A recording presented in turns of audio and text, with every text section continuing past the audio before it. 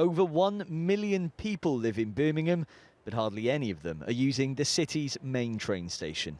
These scenes paint a portrait of what rail disruption looks like in the UK, with the RMT union beginning their second 48-hour strike this week. Taxi driver Anzal Khalik has been outside Birmingham New Street Station since 8 o'clock this morning. By lunchtime, I was only his second passenger today. I am doing possibly 10 to 15% of the mileage I normally do per day, if not per week. So my income has probably gone down by 90%. Hi, sweetheart. What would you like, my love? People locally say these are the best jacket potatoes in Birmingham. But this week's rail strike has lost people's appetite. This has knocked us back. I think we're probably taking 50% of what we would be taking post-COVID, which is nowhere near what we were taking pre-COVID. We've had sleepless nights. It's just like a lot of people in the country who are, struggling about extra bills going up. The cost of everything that we buy for the business has rocketed. So it's a big juggling act. I don't know what the future holds, really, and that's never good in business.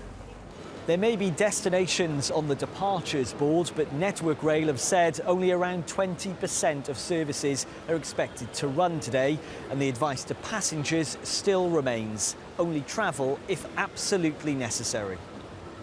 This week's strike action is part of a long-running dispute about pay, job cuts and changes to terms and conditions. Discussions between unions, the government and rail industry bosses will continue on Monday. But right now, passengers aren't seeing light at the end of the tunnel. Well, it is still fairly quiet here in Birmingham New Street Station, but there is potentially some progress. In the last hour or so, we've heard that ASLEF, which is the union that represents train drivers, has been offered a backdated pay rise of 4% for 2022 and a 4% increase this year.